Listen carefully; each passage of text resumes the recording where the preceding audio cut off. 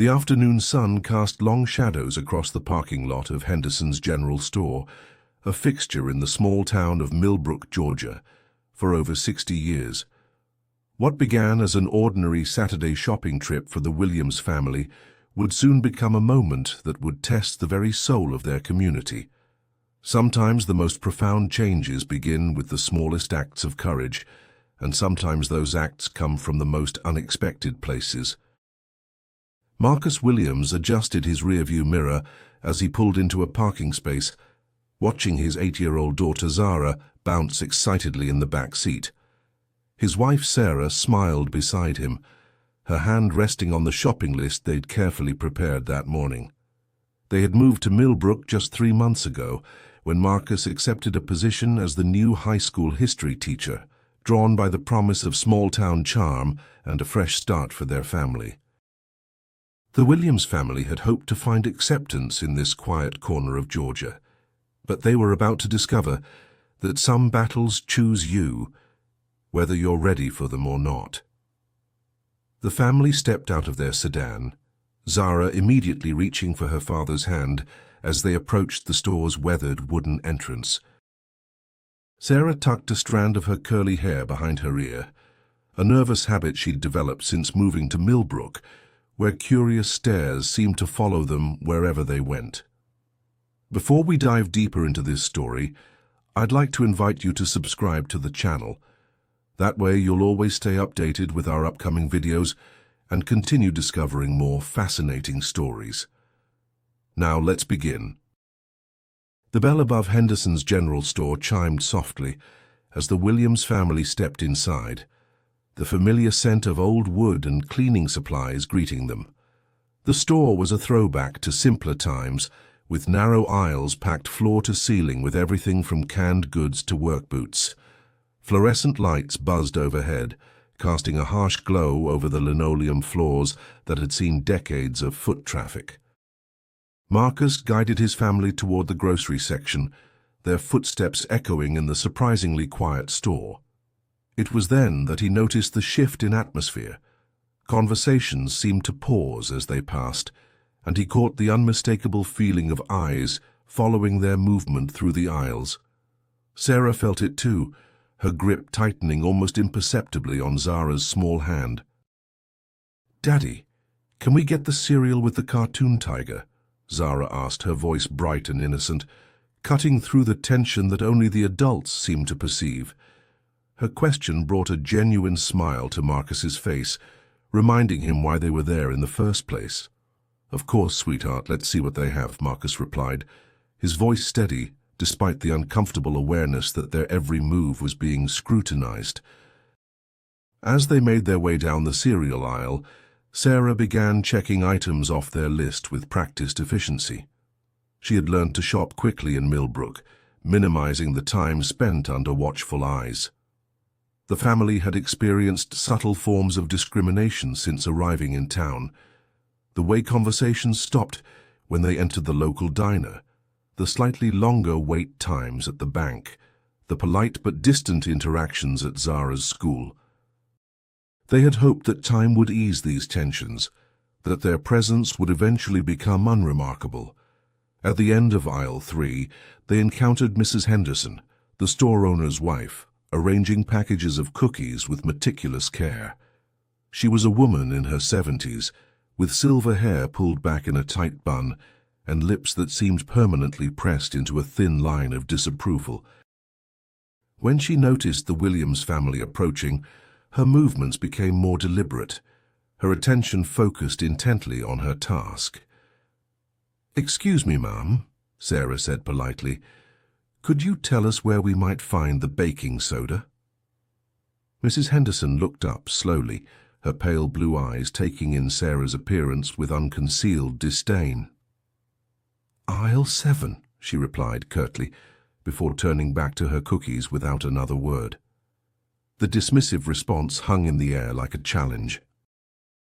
Marcus felt his jaw tighten, but he placed a gentle hand on Sarah's shoulder, silently communicating that it wasn't worth the confrontation. They had learned to pick their battles carefully, understanding that every interaction in Millbrook carried weight beyond its surface meaning. As they continued shopping, the family couldn't shake the feeling that they were being followed. Tom Henderson, the store owner, had emerged from behind the counter and was making his way through the aisles, ostensibly checking inventory, but always seeming to appear wherever the Williams family happened to be browsing. Tom Henderson was a man whose family had owned the store since the 1960s, inheriting not just the business but also the attitudes and prejudices of a different era. His father had reluctantly served black customers during the civil rights movement, and Tom had grown up believing that such reluctant tolerance was sufficient progress. The arrival of the Williams family in Millbrook represented something he wasn't prepared to accept: black professionals who expected to be treated as equals rather than grateful for mere acknowledgement. Zara, oblivious to the undercurrents of tension, had found a small display of candy near the checkout counter and was studying the colorful packages with the intense concentration that only children possess. "Mom, can I have one of these chocolate bars?" she asked, holding up a candy bar with a bright wrapper. "Just one, baby," Sarah agreed, grateful for any moment of normalcy in what had become an increasingly uncomfortable shopping experience. As they made their way to the checkout counter with their cart full of groceries, Tom Henderson positioned himself behind the register with the air of someone preparing for battle rather than completing a simple transaction. His weathered hands drummed against the counter as he watched them approach, his expression growing darker with each step they took. The family began placing their items on the conveyor belt, the ordinary act of grocery shopping suddenly feeling like a performance under Tom's intense scrutiny. Each item seemed to be examined not just for its price, but for some deeper meaning, as if their choice of breakfast cereal or laundry detergent revealed something significant about their character or intentions. "That'll be $67. $43, Tom announced after scanning their items with deliberate slowness, his voice carrying an edge that made the simple statement sound more like an accusation. Marcus reached for his wallet, extracting his credit card with the same casual confidence he had displayed thousands of times before in countless stores. But as he extended the card toward Tom, something in the store owner's expression made him pause. There was a hardness in Tom's eyes, a decision that had been made before the transaction had even begun. "We don't take credit cards from people like you," Tom said, his words delivered with the finality of a judge's sentence. The statement hit the family like a physical blow. Sarah's hand instinctively moved to Zara's shoulder, pulling her daughter closer. Marcus felt the familiar surge of anger and humiliation that came with such moments, but he forced himself to remain calm, aware that his response could escalate the situation beyond control. "Excuse me?" Marcus said, his voice carefully controlled despite the emotion churning beneath the surface. "You heard me," Tom replied, his confidence growing with each word. "Cash only for your kind. That's store policy." The lie was transparent. A credit card reader sat prominently on the counter, and they had observed other customers using cards without question. But Tom Henderson had decided that this moment would be his stand, his declaration that some things in Millbrook would never change, regardless of what the rest of the world might think. The silence that followed Tom's pronouncement seemed to stretch endlessly, filling the store with a tension so thick it could be cut with a knife. Other customers had begun to notice the confrontation, some pretending to be absorbed in their shopping, while others watched with open curiosity. Marcus felt the weight of their stares, the familiar burden of knowing that his response would somehow be seen as representative of his entire race. "Sir, I have cash if that's truly your preference," Marcus said, his voice maintaining its professional tone despite the injustice of the situation. He reached back into his wallet, extracting several $20 bills with movements that deliberately displayed his calm control. But Tom Henderson wasn't finished. The store owner had tasted power in this moment, and the intoxication of it drove him to push further. "Actually, I'm not sure we want your business at all," he said, his voice growing louder, ensuring that every person in the store could hear his words. "This is a family establishment, and we serve decent, God-fearing people." Sarah felt her daughter's small hand slip into hers, Zara's innocent confusion evident in the way she looked up at her parents' faces, searching for an explanation for the hostility that surrounded them. "Daddy, what's wrong?" Zara whispered, her voice carrying the particular vulnerability of a child sensing adult conflict without understanding its nature. "Nothing's wrong, sweetheart," Marcus replied, his heart breaking at the lie even as he spoke it. He knelt down to his daughter's level, his hands gentle on her shoulders. "Why don't you wait by the door for Mommy and me?"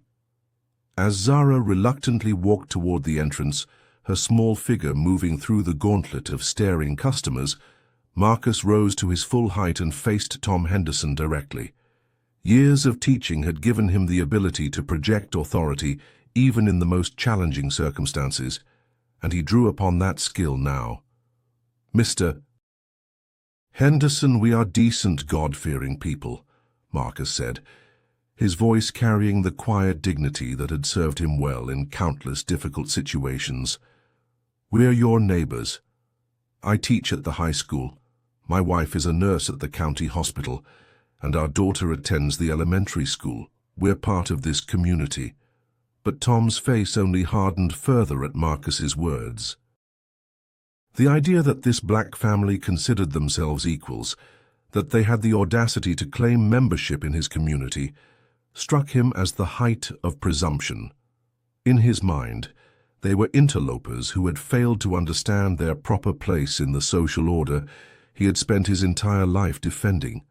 "Community," Tom laughed, the sound harsh and mocking. "You people think you can just move in anywhere you want and demand to be treated like you belong. Well, this isn't Atlanta or some liberal city up north. This is Millbrook, and we have our ways here." The confrontation had drawn the attention of everyone in the store. Mrs. Patterson, an elderly woman who had been selecting produce, stood frozen by the vegetables, her weathered hands clutching a bag of tomatoes as she watched the scene unfold. Behind her, a young mother with 2 small children had stopped her shopping entirely, uncertain whether to intervene or simply observe. Near the back of the store, Jim Morrison, a local contractor in his 50s, had been selecting hardware supplies when the conflict began. He was a man who had spent his life working with his hands, building homes and businesses throughout the county. His weathered face bore the marks of decades spent in the Georgia sun, and his calloused hands spoke to a lifetime of honest labor. Jim had moved to Millbrook 15 years earlier from Birmingham, Alabama, seeking the quieter pace of small-town life after his divorce. He had found acceptance in the community, but he had also witnessed the subtle and not-so-subtle prejudices that still lingered in places like Millbrook. Unlike many of his neighbors, Jim's past had given him a different perspective on injustice. As a young man in Birmingham, Jim had witnessed the civil rights movement firsthand. He had seen the courage of ordinary people standing up against extraordinary hatred, and those experiences had shaped his understanding of right and wrong in ways that transcended the comfortable prejudices of his peers. Now, watching the Williams family face Tom Henderson's naked hostility, Jim felt the familiar stirring of conscience that had guided him through difficult moments before. Sarah felt tears of frustration and humiliation building behind her eyes, but she refused to let them fall, unwilling to give Tom Henderson the satisfaction of seeing her break. She had faced discrimination before, but never so publicly, never with her child present to witness the cruelty that adults could inflict on one another. "We have money to pay for our groceries," Sarah said, her voice steady despite the emotion threatening to overwhelm her. "We're not asking for charity or special treatment. We simply want to purchase what we need and leave." Tom leaned forward across the counter, his face twisted with a contempt that seemed to emanate from something deeper than simple prejudice.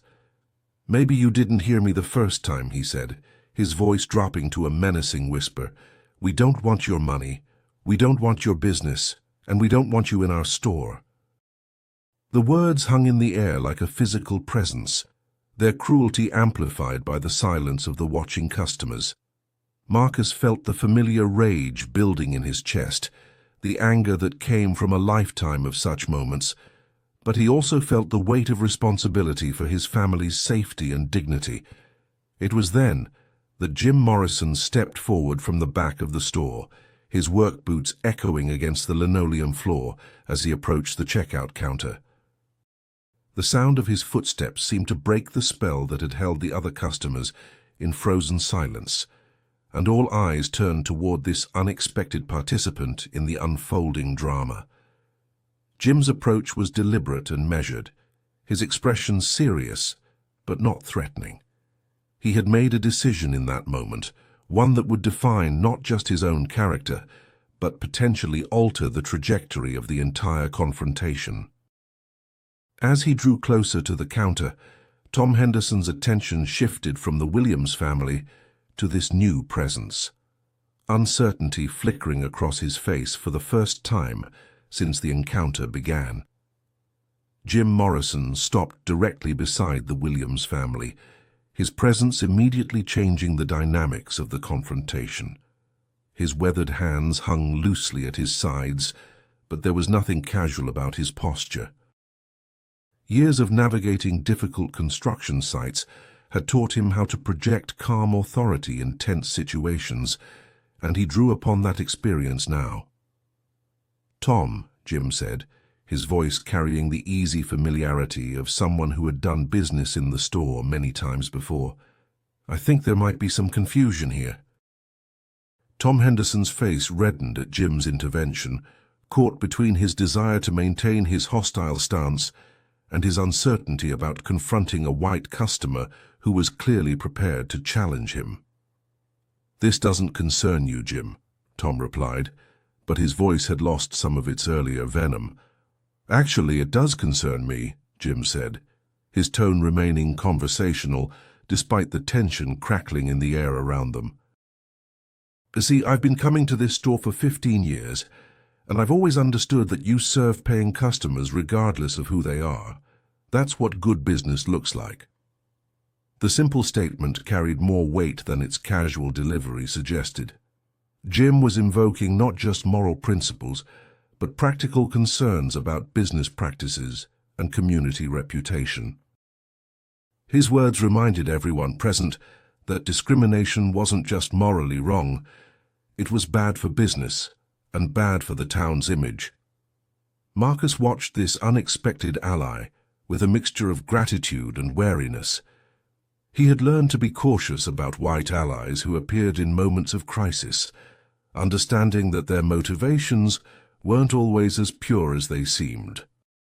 But something in Jim's steady demeanor and natural confidence suggested that his intervention was genuine rather than performative.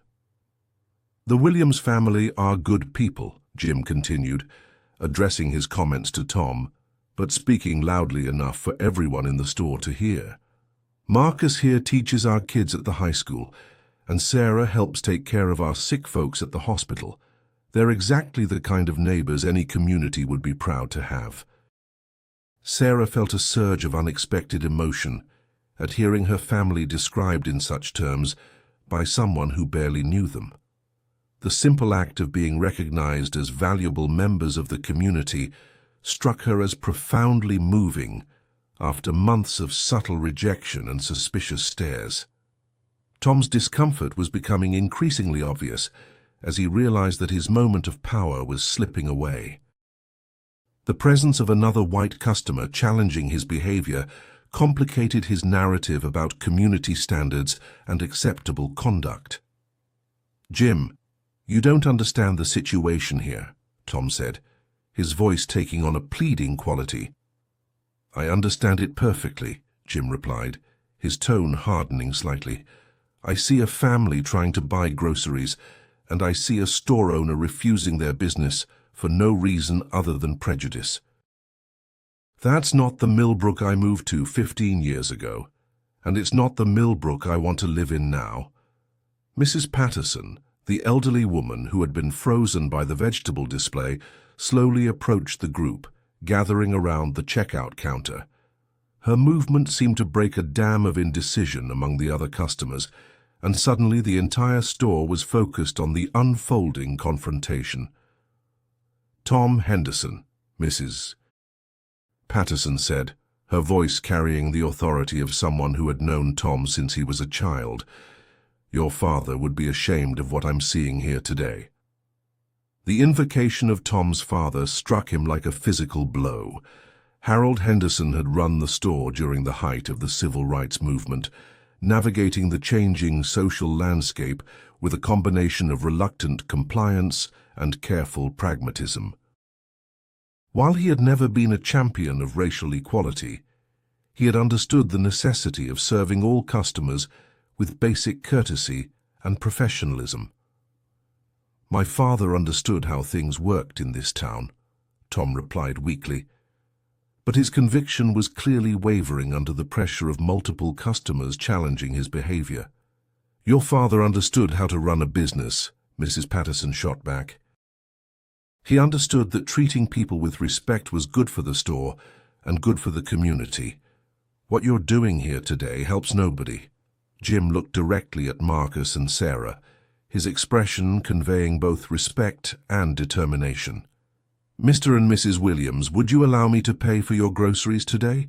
Consider it a welcome gift from one neighbor to another." The offer was made with such genuine warmth that Marcus felt his throat tighten with unexpected emotion. The gesture represented more than just financial assistance. It was a public declaration of solidarity that transformed the narrative from one of rejection to one of community support. "That's very kind of you, Mr. Morrison," Marcus replied, "but we can certainly pay for our own groceries. We just need Mr. Henderson to process the transaction like he would for any other customer." Jim nodded approvingly at Marcus's response, understanding the importance of dignity in such moments. "Fair course," he said. "Tom, these folks have money to pay for their purchases. Why don't you just ring them up so we can all get on with our day?" The young mother with 2 small children had moved closer during the exchange, and now she spoke up for the first time. "Mr. Henderson, my children are watching this," she said, her voice trembling slightly with emotion. "What am I supposed to tell them about how we treat our neighbors?" The question hung in the air with devastating effectiveness. Tom looked around the store and saw faces that ranged from disapproving to openly hostile toward his behavior. The community he thought he was defending had turned against him, and he found himself isolated in his prejudice rather than supported by it. Zara had remained by the door as her father had instructed, but her young ears had caught fragments of the adult conversation swirling around her. She didn't understand all the words being spoken, but she could sense the emotions involved: her parents' hurt, the mean man's anger, and the kindness of the strangers who were helping her family. "Daddy," she called out, her small voice carrying across the store, "are we going to be able to buy my candy bar?" The innocent question from a child cut through the adult posturing and prejudice like a sword. Here was an 8-year-old girl who simply wanted a chocolate bar, caught in the middle of a conflict she couldn't comprehend, but was somehow central to. Her question reminded everyone present of what was really at stake, the kind of community they wanted to create for their children. Marcus felt his heart break a little at his daughter's question, understanding that this moment would become part of her education about the world's cruelties. But he also felt a surge of pride at the community members who had stepped forward to defend his family's dignity. The weight of the child's innocent question seemed to shift something fundamental in the atmosphere of Henderson's general store. Tom Henderson looked toward the door where Zara stood waiting, her small figure a stark reminder of the human cost of his prejudice. For a moment, His hardened expression softened as he saw not a symbol of unwanted change, but simply a little girl who wanted candy. Jim Morrison seized upon the moment of uncertainty. "Tom, that little girl has been nothing but polite since she walked in here. Her parents have been nothing but respectful. This family represents the best of what Millbrook can be, and you're treating them like they're somehow less deserving of basic courtesy than the rest of us." The contractor's words carried a weight that went beyond mere opinion. Jim had built homes for half the families in Millbrook, had worked alongside men of all races on construction crews throughout the region, and had earned a reputation for fairness and integrity that gave his words particular authority in the community. Mrs. Patterson moved closer to the checkout counter, her aged hands gripping her purse with determination. "Tom, I've been shopping in this store since before you were born. I watched your daddy build this business on the principle of serving everyone in the community fairly. If you can't honor that tradition, then maybe it's time for someone else to run this store." The threat was implicit, but unmistakable. Mrs. Patterson represented not just herself, but an entire generation of customers whose loyalty had sustained Henderson's General Store through decades of economic ups and downs. Her disapproval could influence dozens of other long-time customers, potentially devastating the business that Tom had inherited from his father. Sarah watched the confrontation unfold with a mixture of hope and skepticism. She had experienced too many moments when apparent allies had melted away when the stakes became real, leaving her family to face hostility alone. But something about this moment felt different, more substantial than the usual hollow expressions of support she had encountered. The young mother with the two small children stepped forward, her resolve clearly strengthened by the support of other customers. "Mr. Henderson, I bring my kids here to teach them about community values. If this is how you treat the Williams family, then I need to find somewhere else to shop." Her statement represented a generational shift that Tom was only beginning to understand. Younger families in Millbrook were less willing to accept the casual prejudices that had characterized previous generations, and they were prepared to vote with their wallets when businesses failed to meet their expectations for inclusive behavior. Marcus felt the momentum of the confrontation shifting in ways he had never experienced before. In previous encounters with discrimination, he had typically faced hostility alone or with only his family for support. The sight of multiple community members rallying to his defense was both gratifying and deeply moving. "Mr. Henderson," Marcus said, his voice carrying new confidence drawn from the support surrounding him, "I want to be clear about something. My family moved to Millbrook because we believed it was a place where we could build a good life and contribute to the community. We're not asking for special treatment or charity. We simply want to be treated with the same respect you show every other customer." Tom found himself in an increasingly untenable position.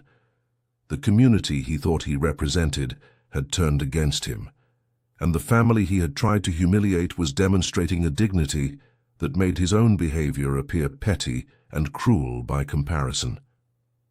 The reality of his situation was becoming impossible to ignore. Jim Morrison pulled out his own wallet and placed a $20 bill on the counter. "Tom, I'm buying something today too," he announced. "I'm buying the idea that Millbrook is a place where families like the Williams are welcomed and respected. If you can't sell me that, then I'll take my business elsewhere and I'll make sure everyone I work with knows why." The economic implications of Jim's threat were significant. As a contractor, he influenced the purchasing decisions of numerous clients and subcontractors throughout the region. His rejection of Henderson's General Store could trigger a cascade of lost business that would seriously damage the store's profitability. Mrs. Henderson, who had been silently observing the confrontation from behind the cookie display, finally approached the checkout counter. Her weathered face showed a combination of embarrassment and determination, as she looked at her husband with obvious disapproval. "Tom," she said quietly, but her words carried clearly through the store's tense silence. "Enough of this foolishness. Ring up their groceries and apologize to this family for your rudeness." The intervention of his own wife represented the final collapse of Tom's position. Mrs. Henderson had rarely challenged her husband's decisions publicly, but the spectacle he was creating threatened not just their business, but their standing in the community they had served for decades. Zara, still waiting by the door, had grown tired of the adult conversation she couldn't fully understand. With the fearlessness that only children possess, she walked back toward the checkout counter, where her parents stood surrounded by strangers who seemed to be helping them. "Excuse me, mister," she said to Tom Henderson, looking up at him with the direct gaze that adults often found unsettling in children. "My daddy has money to pay for our food. Why won't you take it?" The simple question from an 8-year-old girl cut through all the adult complications and excuses, reducing the situation to its essential elements. Here was a child who understood that money should be exchanged for goods, that people should be polite to one another, and that there was something fundamentally wrong with the behavior she was witnessing. Tom Henderson looked down at Zara's upturned face and saw his own granddaughter, who was just a year older and possessed the same innocent curiosity about adult behavior. For the first time since the confrontation began, he seemed to truly see the Williams family as individuals rather than symbols of unwanted change. The store had fallen completely silent except for the hum of the fluorescent lights and the distant sound of traffic on Main Street. Every person present understood that they were witnessing a moment that would define not just Tom Henderson's character, but the character of their entire community. The silence stretched for what felt like an eternity as Tom Henderson stared down at Zara's earnest face. Her question hung in the air with the devastating simplicity that only a child could provide, cutting through all the adult rationalizations and prejudices to expose the fundamental unfairness of the situation. Mrs. Henderson moved to stand beside her husband, her presence both supportive and corrective. "Tom," she whispered, her voice carrying the weight of 50 years of marriage, "this has gone far enough." The store owner's shoulders seemed to sag as the reality of his position became undeniable. He was surrounded by customers expressing disapproval, challenged by his own wife, and faced with the innocent questioning of a child who simply couldn't understand why basic fairness was being denied to her family. Jim Morrison maintained his position beside the Williams family, his steady presence a reminder that they were not alone in this confrontation. His weathered hands rested calmly at his sides, but his eyes remained fixed on Tom Henderson with unwavering determination. "Mr. Henderson," Jim said quietly, "I've seen a lot of communities in my 53 years. The ones that thrive are the ones that welcome good families, regardless of what they look like. The ones that fail are the ones that let prejudice drive away the very people who could help them grow and prosper." The contractor's words carried the authority of experience. Jim had worked in dozens of small towns throughout the South, witnessing firsthand how economic vitality correlated with social inclusiveness. Communities that embraced diversity and welcomed newcomers tended to attract businesses and families, while those that remained insular and hostile often found themselves in economic decline. Sarah felt her daughter's small hand slip into hers, and she squeezed gently, trying to provide comfort and reassurance despite her own uncertainty about how the situation would resolve. She had learned not to hope too much in such moments, understanding that apparent allies could disappear as quickly as they had appeared. But something about this confrontation felt different from previous encounters with discrimination. The support they were receiving wasn't coming from distant liberals or activist organizations. It was coming from their own neighbors, people who lived in the same community and shared the same investment in its character and future. Mrs. Patterson approached the checkout counter with the slow but determined steps of someone who had made an important decision. "Tom Henderson, your father and I served on the church board together for 20 years. He was a good man who understood that Christian values meant treating all people with dignity and respect. What you're doing here today would break his heart." The invocation of Tom's father and Christian principles struck at the core of his self-image. Tom had always considered himself a religious man, someone who lived according to traditional values and moral principles. The suggestion that his behavior contradicted those very principles forced him to confront the gap between his beliefs and his actions. Marcus watched the internal struggle playing out across Tom Henderson's face and felt a mixture of anger and pity. The store owner was clearly grappling with emotions and prejudices that had been years in the making, and the resolution wouldn't come easily, regardless of how this particular confrontation ended. "Mr. Henderson," Marcus said, his voice gentle but firm, "I understand that change can be difficult. My family's presence in Millbrook represents something new, and new things can be unsettling. But we're here because we believe in this community. We want to be part of making it stronger and better." The teacher in Marcus recognized a teachable moment, an opportunity to help someone learn and grow, rather than simply to defeat them in confrontation. His professional experience had taught him that lasting change came through understanding, rather than humiliation. Zara looked up at her father with admiration, sensing the kindness in his words, even if she didn't fully grasp their significance. Her small presence continued to serve as a reminder of what was truly at stake, the kind of community that would be passed on to the next generation. Tom Henderson finally looked directly at Marcus Williams, meeting his eyes for the first time since the confrontation began. What he saw there wasn't the anger or hostility he might have expected, but rather a combination of disappointment and hope that somehow made his own behavior appear even more shameful. Tom began, then stopped, struggling to find words that could somehow bridge the gap between his actions and his conscience. The simple act of looking Marcus in the eye had humanized the family in a way that made his earlier behavior impossible to defend or continue. Jim Morrison sensed the moment of potential breakthrough and chose his next words carefully.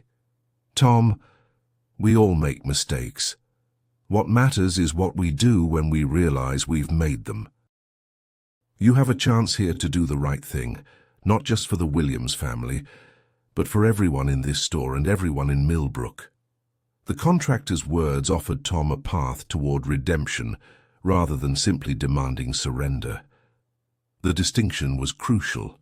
It allowed the store owner to change his behavior without completely losing face, creating space for genuine transformation rather than mere compliance. Mrs. Henderson reached out and gently touched her husband's arm, her gesture conveying both support and guidance.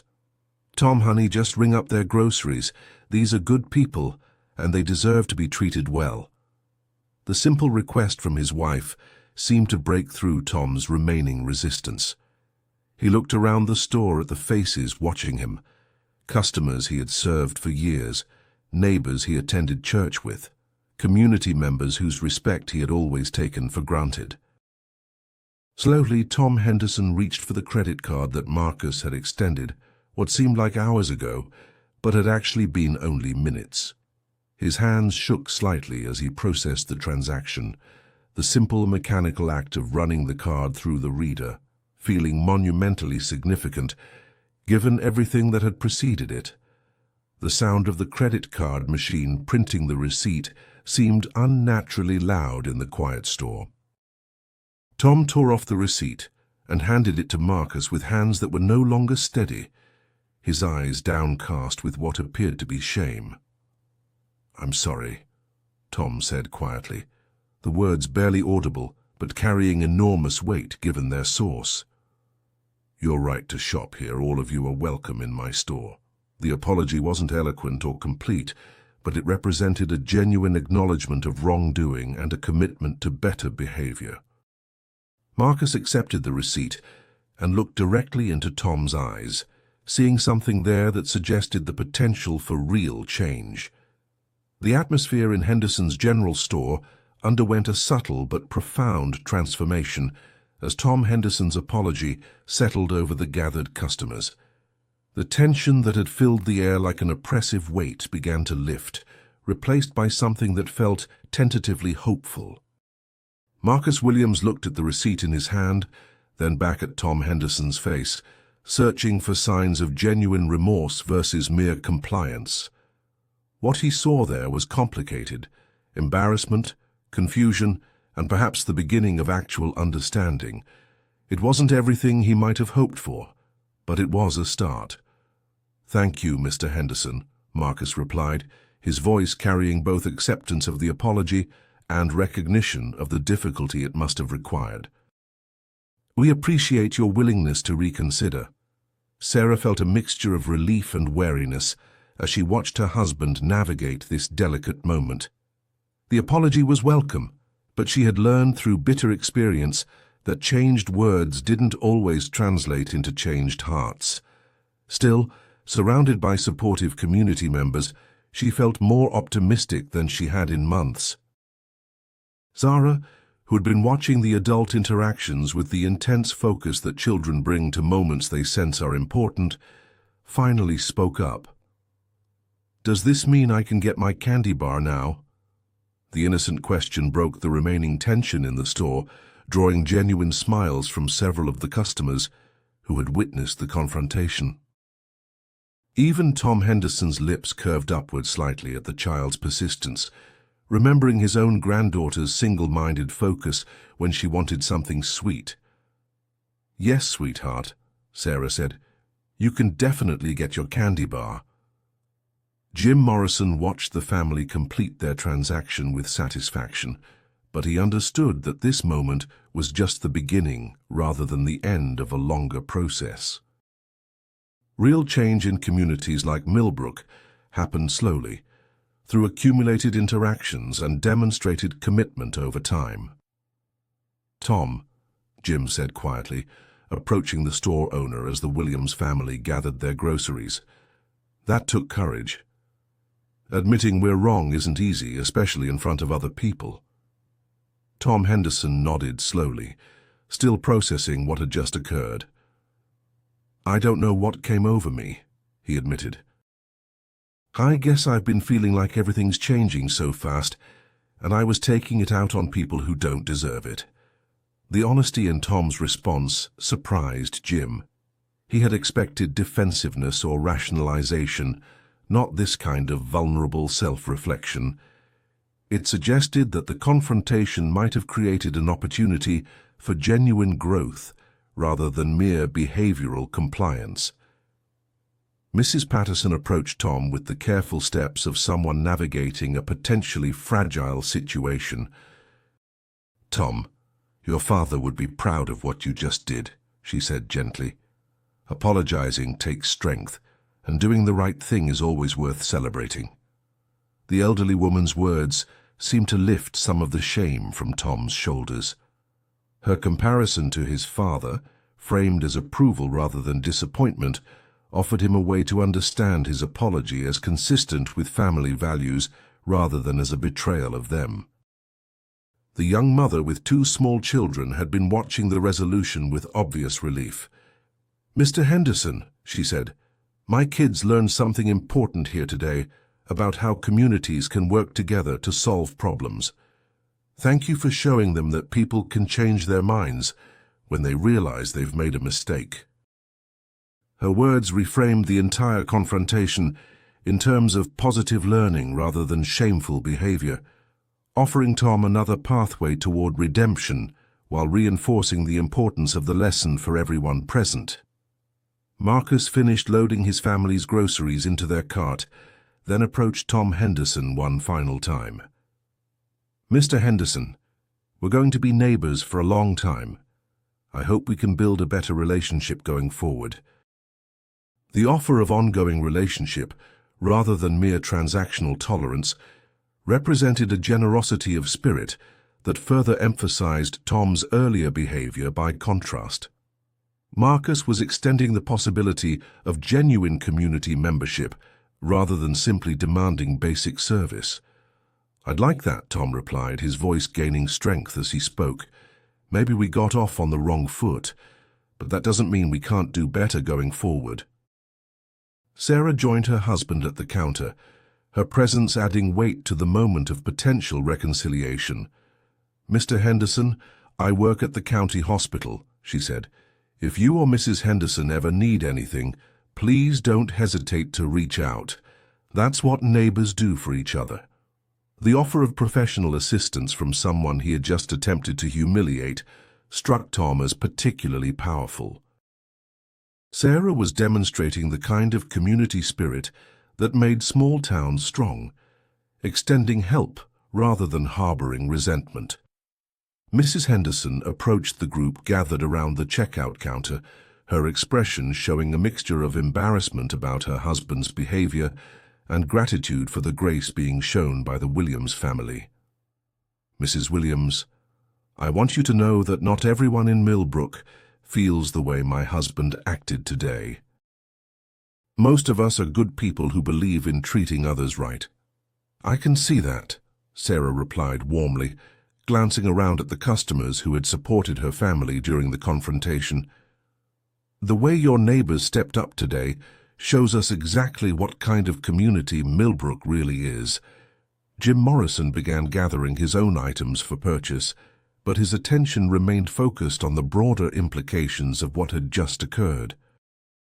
He understood that this moment would ripple outward through the community, becoming a story that people told and retold, shaping future interactions and expectations. "You know," Jim said, addressing the group gathered around the counter, "what happened here today is exactly what I love about small towns. When something goes wrong, the community comes together to make it right. That's not something you see everywhere." His words helped frame the confrontation as a success story about community values, rather than simply an embarrassing incident about prejudice. The distinction was important for everyone involved, providing a narrative that emphasized positive outcomes rather than dwelling on negative beginnings. Zara had finally received her candy bar and was examining it with the careful attention that children give to anticipated treats. Her presence throughout the confrontation had served as a constant reminder of what was truly at stake, the kind of world that adults created for their children through their daily choices and behaviors. "Daddy," she said, looking up at Marcus with the serious expression that sometimes crossed her young face, "why was that man so angry at us at first?" The question hung in the air as Marcus considered how to answer honestly without burdening his daughter with the full weight of adult prejudices and complications. It was a challenge that many parents faced, explaining discrimination to children in ways that informed without embittering them. "Sometimes people are afraid of things they don't understand," Marcus said carefully. "Mr. Henderson didn't know us very well, and sometimes that can make people act in ways they later regret. But you saw how he apologized and tried to do better, right?" Zara nodded solemnly, accepting her father's explanation with the adaptability that children often displayed in difficult situations. "So now he's not afraid anymore?" "I think he's learning not to be," Marcus replied. "Sometimes that takes time, but the important thing is that people are willing to try." The simplicity of the child's questions and her father's responses seemed to crystallize something important for everyone listening. Change was possible, but it required patience, understanding, and the willingness to extend grace even to those who had initially caused harm. Tom Henderson listened to the exchange between Marcus and his daughter, with growing awareness of how his behavior had affected not just the adults involved, but an innocent child who simply wanted to understand why adults sometimes acted badly toward each other. "Miss Zara," Tom said, crouching down to the child's eye level, "I want to apologize to you too. I was not very nice to your family when you first came in, and that was wrong of me. You seem like a very sweet little girl, and you and your parents are welcome in my store anytime." The direct apology to the child represented perhaps the most meaningful moment of the entire confrontation. It acknowledged that discrimination affected entire families, including those too young to understand its mechanisms, and it demonstrated Tom's growing awareness of the broader implications of his behavior. Zara looked at Tom Henderson with the directness that only children could manage. "That's okay, mister. My daddy says everyone makes mistakes sometimes. Do you want to see my candy bar? It has caramel inside." The innocent offer to share her excitement about the candy bar with the man who had initially tried to deny it to her demonstrated the remarkable capacity that children possessed for forgiveness and moving forward. Her simple gesture seemed to complete the process of reconciliation in a way that no adult conversation could have achieved. The resolution of the immediate confrontation left Henderson's general store filled with a different kind of energy than had been present when the Williams family first entered. The tension had been replaced by something more complex, a mixture of relief, hope, and the uncertain optimism that accompanied meaningful but incomplete progress. Jim Morrison completed his own purchases, but he lingered near the checkout counter, sensing that the moment required careful handling to ensure that the positive changes that had occurred would be lasting rather than temporary. His experience in small communities had taught him that initial breakthroughs needed to be reinforced through continued engagement and support. "Tom," Jim said as he prepared to leave, "I want you to know that what you did today, apologizing and changing course, that's the kind of leadership this community needs. It takes real strength to admit when we're wrong and commit to doing better." The contractor's words were carefully chosen to reinforce Tom Henderson's better impulses while providing him with a positive identity to grow into rather than simply a negative behavior to avoid. Jim understood that sustainable change required people to see themselves as capable of goodness, rather than merely reformed from badness. Mrs. Patterson gathered her own items for purchase, her movements more energetic than they had been when she first entered the store.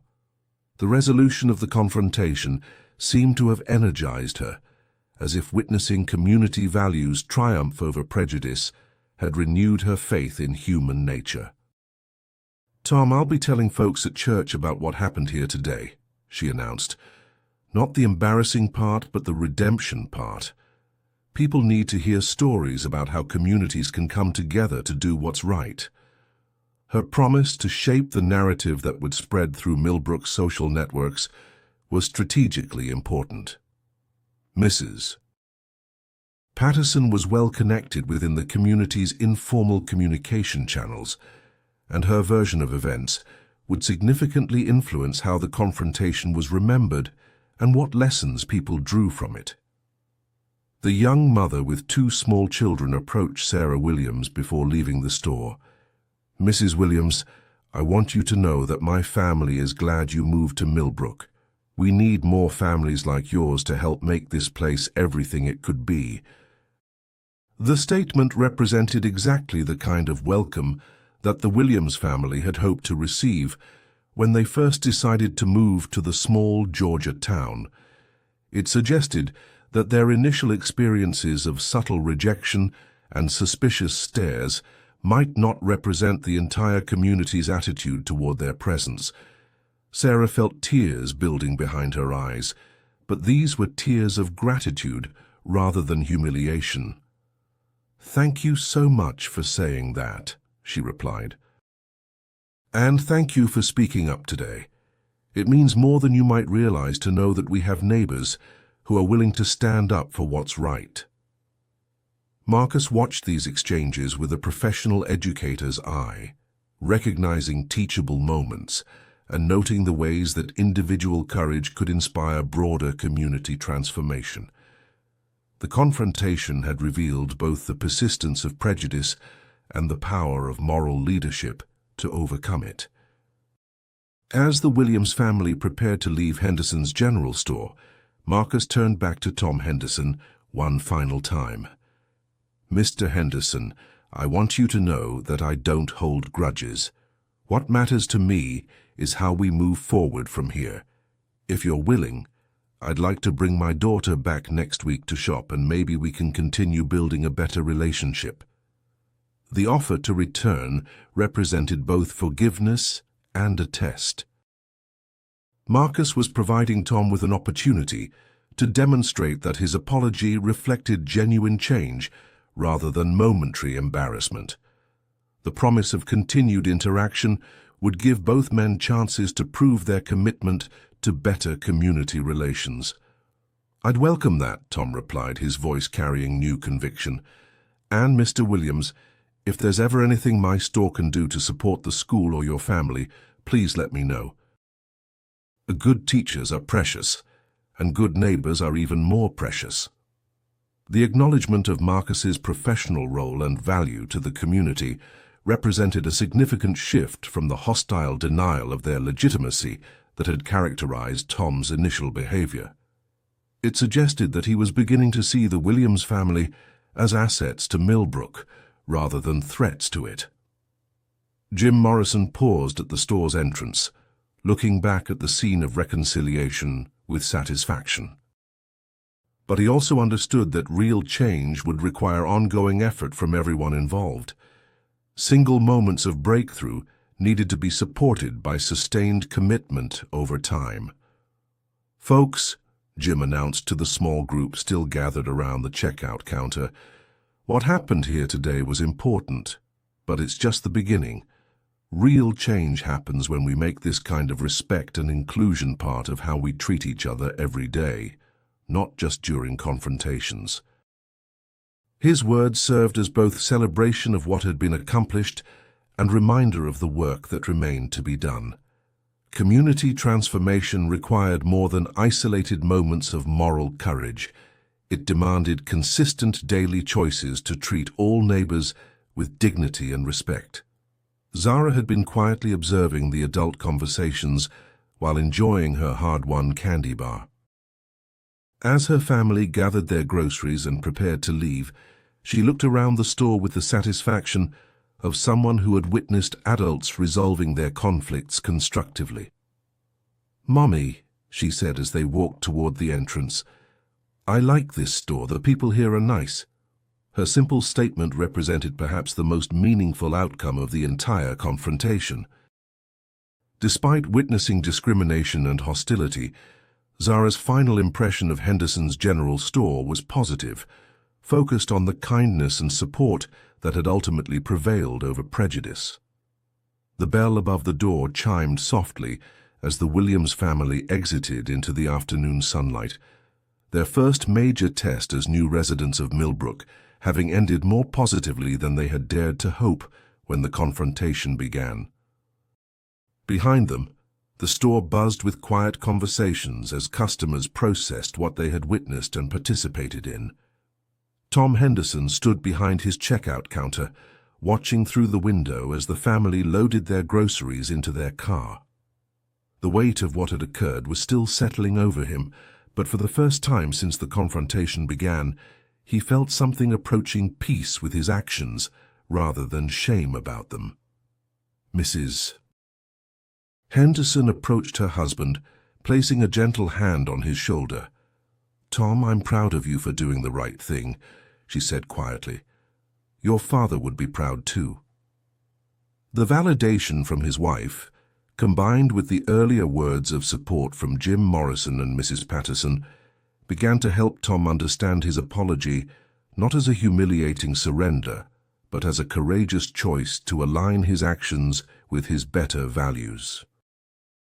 As the Williams family drove away from Henderson's general store, they carried with them not just groceries but also something more valuable, evidence that their new community possessed the moral resources necessary to overcome prejudice and build genuine inclusiveness. The road ahead would still present challenges, but they now knew they wouldn't have to face those challenges alone. The week following the confrontation at Henderson's General Store brought subtle but significant changes to the dynamics of life in Millbrook. Word of the incident had spread through the community's informal networks with the speed that news traveled in small towns, but the story that circulated was largely shaped by Mrs. Patterson's promised narrative of redemption and community solidarity rather than shame and conflict. Marcus Williams noticed the changes first at Millbrook High School, where colleagues who had previously offered only polite professional courtesy began engaging him in genuine conversations about teaching methods and community involvement.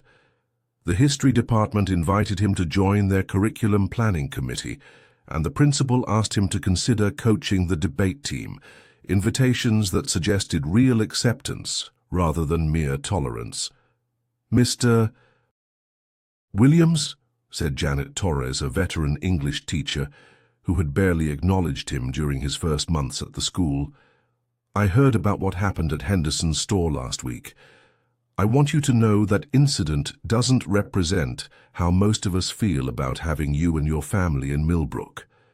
The conversation took place in the faculty lounge during lunch break, with several other teachers nodding their agreement. Marcus appreciated the gesture, while also noting that such explicit support had only emerged after the public confrontation had forced community members to choose sides.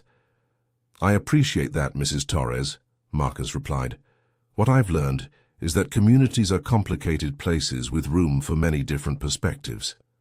What matters most to me is that when it counted, good people stepped forward to do the right thing." His diplomatic response reflected both genuine gratitude and professional awareness that he needed to maintain positive relationships with colleagues regardless of their previous behavior. The incident at the store had created an opportunity for fresh starts, and Marcus was determined to make the most of it. Sarah Williams experienced similar shifts in her work environment at the county hospital. Nursing colleagues who had previously maintained cordial but distant relationships began including her in conversations about patient care strategies and department policies. Dr. Rebecca Chen, the emergency department chief, approached her with an unexpected invitation. "Sarah, I've been thinking about starting a community health outreach program," Dr. Chen said during a break between patient rounds. "We need someone with your skills and judgment to help design it. Would you be interested in taking the lead on something like that?"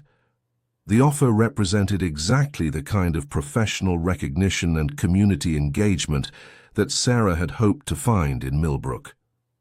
"I'd love to be involved," she replied. "What kind of outreach are you envisioning?"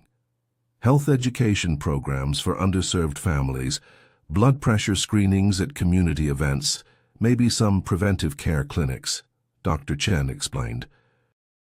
"The kind of work that really makes a difference in people's lives." The conversation continued for several minutes, with Sarah contributing ideas and asking questions that demonstrated both her clinical expertise and her understanding of community needs. For the first time since moving to Millbrook, she felt like her professional capabilities were being fully recognized and utilized. At Millbrook Elementary School, Zara Williams found herself experiencing a different kind of acceptance from classmates who had previously been friendly but somewhat cautious around her. Her teacher, Miss Rodriguez, made a point of highlighting Zara's contributions to class discussions and group projects in ways that seemed designed to reinforce her status as a valued member of the classroom community. "Zara, would you like to share your family's story about moving to Millbrook?" Miss Rodriguez asked during a unit on community helpers.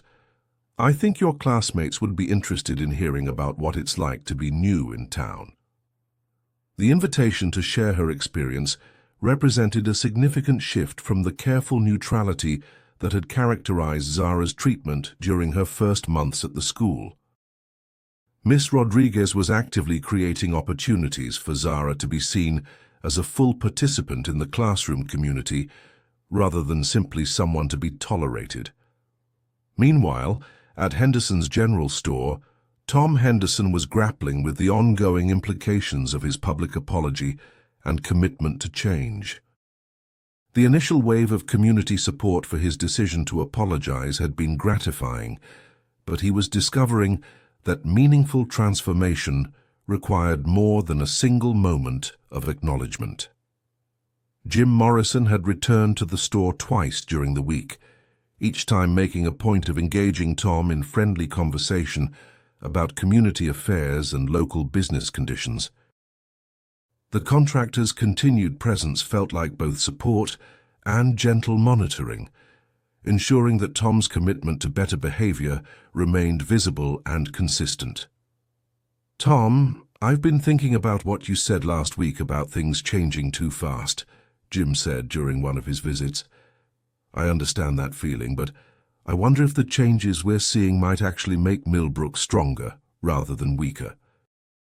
The comment invited Tom to reconsider his initial reaction to demographic and social changes in the community. Jim was offering a different framework for understanding transformation, as opportunity rather than threat. "Maybe you're right," Tom admitted. "I suppose I was so focused on what we might be losing that I wasn't thinking about what we might be gaining." The honest response suggested that Tom's self-reflection was continuing beyond the immediate aftermath of the confrontation. He was beginning to examine the assumptions and fears that had driven his hostile behavior toward the Williams family. Mrs. Henderson had been quietly observing her husband's efforts to process and learn from the store incident. She approached him one evening as he was closing up the store, her expression thoughtful and supportive. "Tom, I've been thinking about that Williams family," she said. "They handled everything with such grace and dignity. Maybe we could find ways to make them feel more welcome in the community."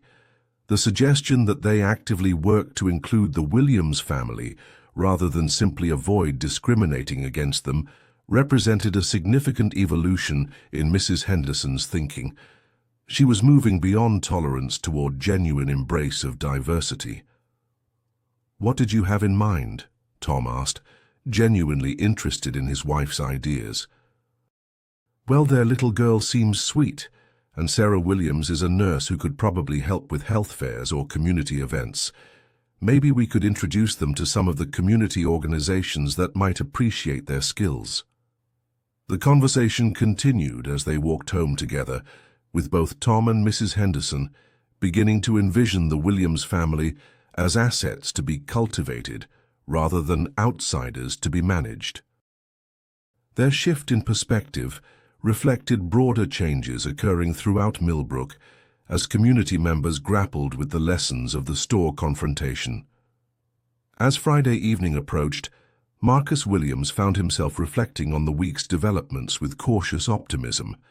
The changes he had observed felt genuine rather than performative, suggesting that the confrontation at Henderson's store had created space for authentic community growth rather than mere behavioral compliance.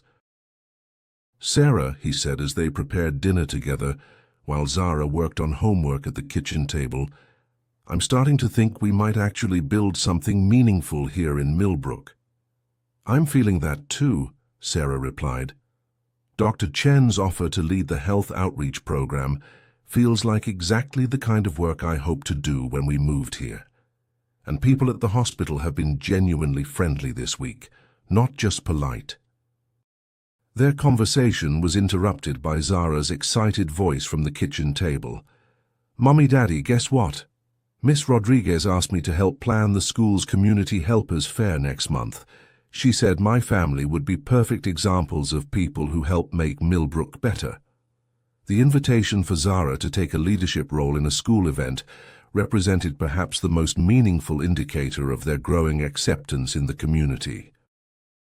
Children's activities often reflected adult attitudes, and Zara's inclusion suggested that their family was increasingly seen as belonging rather than simply being tolerated. As the Williams family sat down to dinner that Friday evening, they carried with them the satisfaction of a week that had demonstrated the possibility of genuine community transformation. The confrontation at Henderson's general store had been painful and challenging, but it had also created opportunities for growth and connection that might never have emerged without the catalyst of conflict. The road ahead would still present challenges and setbacks, but they now knew that Millbrook possessed both the moral resources and the individual courage necessary to overcome prejudice and build genuine inclusiveness. The community they had hoped to find when they first moved to the small Georgia town was beginning to emerge, shaped by the daily choices of neighbors who had decided that diversity and acceptance were strengths rather than threats. In the gathering dusk of that Friday evening, as lights began to twinkle in windows throughout Millbrook, the Williams family felt something they hadn't experienced since arriving in town 3 months earlier: the deep satisfaction of truly belonging to a community that valued their presence and appreciated their contributions. The journey toward full acceptance would continue, but they no longer traveled that road alone. Thank you so much for staying with us until the end. If you enjoyed this story and appreciate this kind of content, please subscribe to the channel so you won't miss upcoming videos and more fascinating stories. Until next time.